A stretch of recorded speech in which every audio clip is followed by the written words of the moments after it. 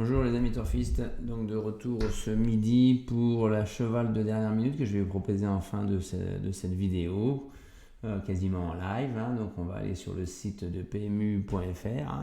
Petit aparté, vous avez un quartier plus ordre qui est boosté de 50 000 euros. Ça peut être sympa si vous arrivez à trouver l'ordre de cette course-là. On voit qu'il y a déjà un nom partant, un Dream Cash. Ensuite, qu'est-ce qu'on repère tout de suite à la lecture des codes? C'est qu'on a une très grande favorite quasiment à égalité, Anna Demol. C'est assez logique, les gens ont tellement perdu d'argent sur elle la dernière fois qu'ils comptent se racheter aujourd'hui. Mais elle est vraiment écrasée d'argent puisque derrière on n'a que deux chevaux qui sont en dessous des 9, en dessous des 10 contre 1, c'est-à-dire le 3 El Greco Bello et le 11 Freja Dupont, qui sont tout simplement les suivants au niveau de la synthèse de la presse. Ah non, on a Echo Change aussi qui doit être juste après dans les cotes à 12 contre 1, à égalité avec Epson Derfray à 12 contre 1. Et nous avons Erdelios qui est à 13 contre 1. Et en dessous, nous avons le 6 DS Noir à 17 contre 1 et le 19 Fregonardello à 19 contre 1. Donc vous voyez, la répartition des enjeux, on a une petite touche quand même sur le 6 DS Noir qui est très loin dans la synthèse de la presse, qui est 8ème et qui est quasiment aussi joué que Erdelios ou que Echo Chancy.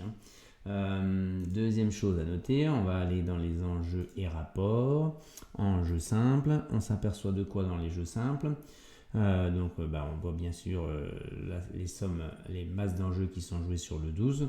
Ensuite, on voit El Greco Bello qui est deuxième à la gagne devant le 11 Freja Dupont, on l'a déjà dit. Le 10 Epson Derfray, le 9 Echo Chancy et le 7 Erdelios. Et après, il y a une marge d'erreur là, vous voyez. Donc on a 2, 4, 6. Et quand on regarde la proportion entre gagnant et placé, on s'aperçoit quand même qu'elle est très très jouée à la gagne, des mots là, alors que là il y a plus de différence en termes de proportion entre la somme gagnante et la somme placée. Ici c'est même encore plus flagrant, où Freja Dupont, on voit qu'il y a une touche à la place là. Elle est quasiment 2 fois plus jouée à la place qu'à la gagne, ce qui est loin d'être le cas chez les autres candidats. Ensuite on regarde en tiercé et la répartition des enjeux par cheval joué en premier. Et on voit tout de suite que 46% des tickets tiercés, c'est Anna Demol en premier.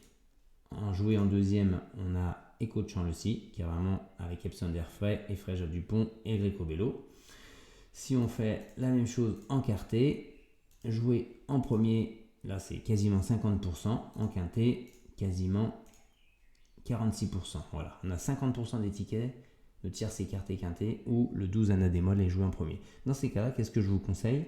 Généralement, si vous voulez toucher un peu plus de rapport spéculatif et rémunérateur, c'est de la jouer battue. C'est prendre un risque parce que moi personnellement aujourd'hui je la vois vraiment bien gagner. Je la vois au-dessus de ce lot-là. Le lot est le plus faible parmi tous ceux qu'elle a rencontrés ces derniers temps.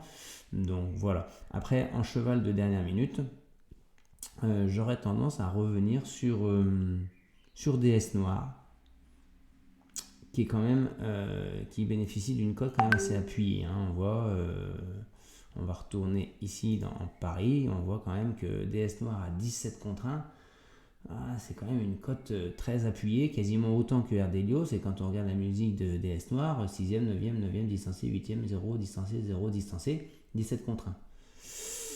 Donc j'aurais tendance à mettre DS Noir en cheval de dernière minute. Voilà les amis, bon jeu, à bientôt.